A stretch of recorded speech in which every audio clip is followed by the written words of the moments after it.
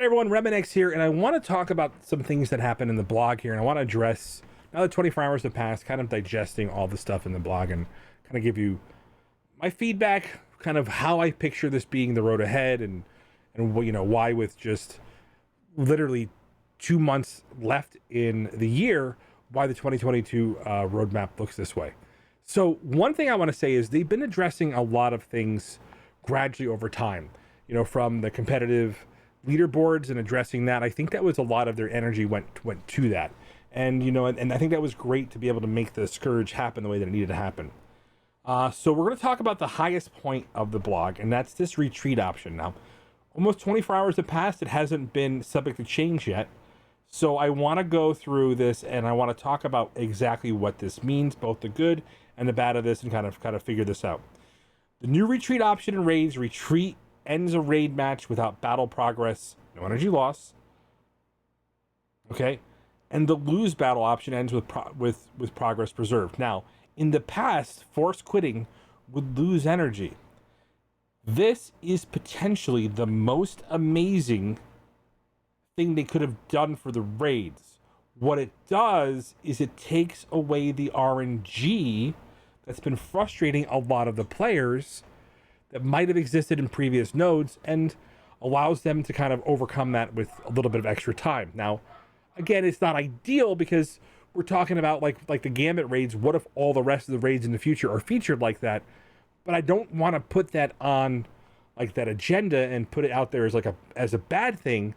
I just want to say that it's clear that they're focusing on Crucible as their literal ride or die, that they want to make Crucible the centerpiece of this gaming mode. And it's something that I've really been trying to push to the forefront, by collecting feedback. We had a Crucible focus group that we kind of had behind the scenes, and they gave us some good feedback. Unfortunately, a lot of those players left the game recently, so that's just something that is my own personal frustration. So I think that regardless of some of these things, you're like, who cares about that? Well, somebody does. What they did was they added things that probably were time savers to reduce the amount of screen time, with the idea that they eventually wanted to fix all this. So this is the other thing where we kind of have to talk about what's coming. Now, Alliance tools are really where Marvel Strike Force is failing me right now. And when I say that is, when it comes down to leadership in top alliances, they're the most strained. And by the way, any alliance, I'm sorry to say this, that any alliance has this. They're the most strained members of the community, trying to balance the comings and goings of players that are either frustrated with the progress in raids, or that are just frustrated with the game in general and are putting it down. There's been a wave of attrition that either moving on to other alliances or other games that it's really hard to manage. And beyond that, even within your own alliance, as you bring new players in or work with your old players and new content shows up, there's no easy way to identify their roster and be able to adjust them and put them on lanes and have them progress through the content they need to be able to make sure you guys are all achieving these common goals. Well, that's something that I'm very hopeful for from MarvelStrikeForce.com. It seems like the MSF.GG merge will allow, at some point, the full roster and alliance upload. You'll be able to see other members of your alliance, be able to recruit from there and see the players recruiting and their entire rosters. So there's a lot more tools coming, and this is a big deal. It's been a long time in the works. And, this is something that I know Cerebro had championed for a long time. And it's finally here. And I think that'll also impact your ability to do Cosmic Crucible, understanding what your opponent has built up to be able to anticipate what to expect from, certain actions that are based on skill level, whether or not it's T4, etc., will help in the long run too. So these are important pieces of the puzzle. Hopefully you can search your opponents on here. Big deal. So noticeably missing for me, they need some way in game to call out the safety / counter and assist. The fact that it's not in game is a shame. Hopefully they figure that out sooner than later, because it is impacting everybody in the community that doesn't have access to content creation, not knowing how that works, to understand why certain things are dying. I'm sure it's actually flooding customer service with some of the massive damage that a character like Hulk could do. The economy updates. Listen, finally we have the teal gear orbs in the war store for elite war credits. Whether or not it's going to be the same or more, I'm assuming it's the same. So I've started saving some of my elite war credits. It's a big deal. The hard nodes for the hero and villain chapters is phenomenal. It allows you to open up more ways to kind of build off of the current infrastructure, and it's not lazy, because the word lazy is not something. It's just time. It's not time restrictive for them to do something like that.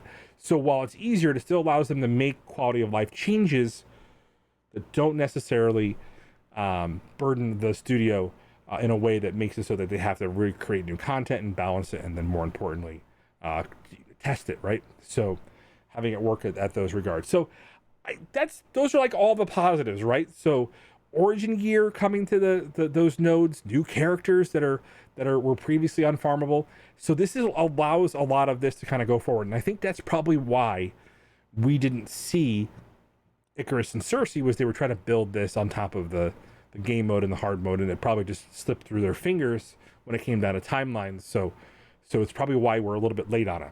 It's something that I think could have been highlighted better, because I do think that is something that is going to affect a large portion of the community.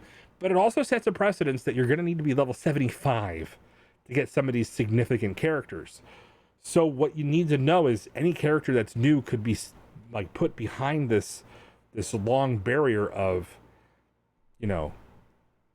not necessarily new player friendly acquisition. Be aware of that going forward. Hopefully they address that and make sure that there's a catch-up mechanic for people to get to level up faster and get through some of these early content. It's a little bit of a, positive and negative in that regard. Overall, I think there's some interesting artwork here. Am I excited for the Iron Man skin? I mean, he's, one of the characters that has the most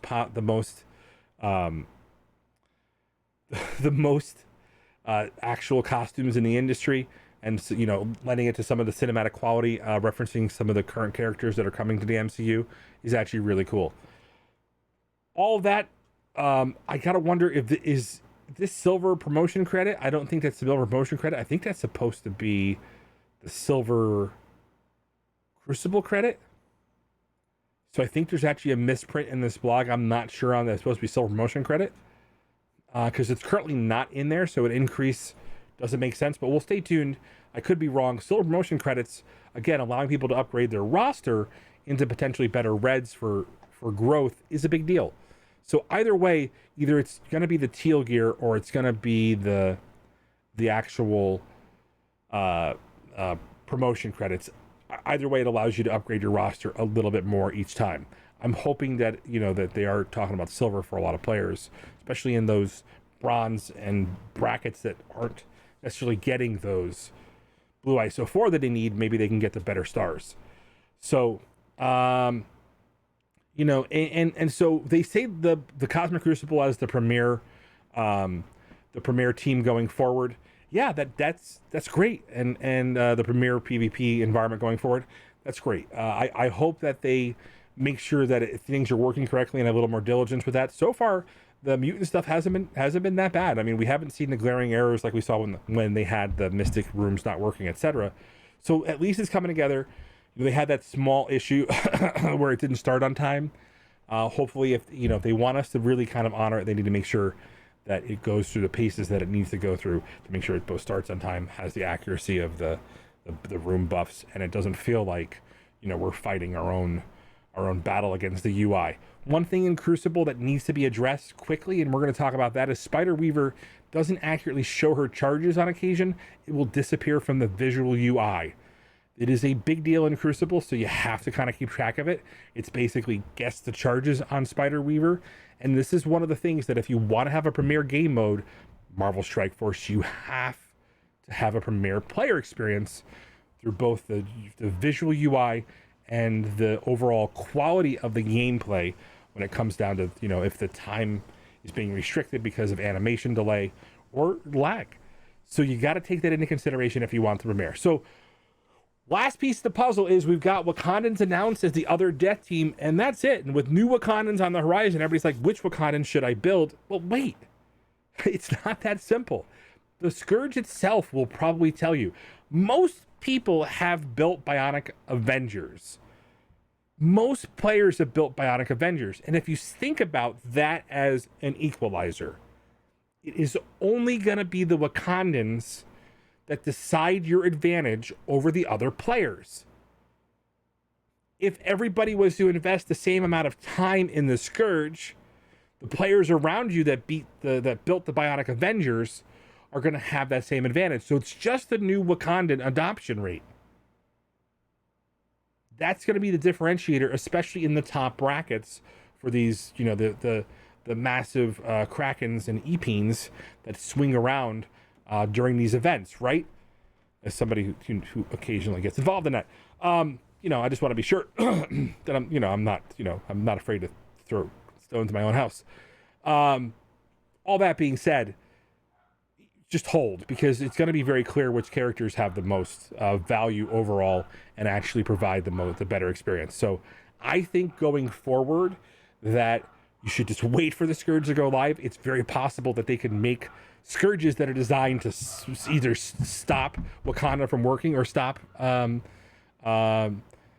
the actual Bionic Avengers from working. But to be clear, most players have built Bionic Avengers to some degree of level, and so the differentiator is going to be Wakandan. It's not a mystery. It isn't because they're the greatest team on Earth. They're great. They're like Young Avengers. In fact, that's one of the teams that is like they can be most likened to is Young Avengers. But, and this is the big but, Bionic Avengers is something everybody's building anyway. So stay tuned for that. Now, obviously, with the Death Horseman, we know we're getting a mutant raid team. There have been data mines of the actual kits. So without going into details, we'll have to see some of those going forward. So again, I'm not necessarily saying that this blog was a letdown. I just don't think that with the fact that we had very little time left in the year, that we had a lot of information that was coming at us new. So so my overall take is Marvel Strike Force on the right path? I'm afraid that there are some specific things that are a problem that haven't been addressed from the player perspective. From Alliance tools that we keep asking for, and hopefully it's just like kind of roped in the MSF.gg update, to specifically the UI and the performance of the game, being able to get the information we need, whether or not a character has ability block, and that's actually accurately represented by the actual screen in front of us, understanding the actual game mode, the actual stats and the kits, and that all the information is in the game to make the right decisions on both ISO and your attacks, understanding the mechanics. And then finally, just performance. The game performance has been probably, I had 3 or 4 crashes the past couple of days on multiple devices. The game performance has kind of been hit or miss. So where are you going to address that? You keep saying you're going to, but the UI has been, kind of something I championed for so long that I just had to, move on. So that UI better start showing the actual debuffs if you want a world-class Crucible experience. Those go hand in hand. Without it, it's just more empty promises. So don't stop believing, because it's all subject to change. So remember that, guys. We joke around the blog, but some of the stuff is subject to change, because again, some things move away from their own timelines in the future because it just can't get done in the time that they want it to do. Hopefully you guys are still enjoying Marvel Strike Force. I've got a new refreshed kind of purpose here. I'm enjoying my new alliance where I dropped down and I have some amazing insight. We've gone from Doom 2 to Doom 3. We're in Platinum 3 for War, and I'm having a lot of fun learning about the other plights of players from a different perspective. See you soon.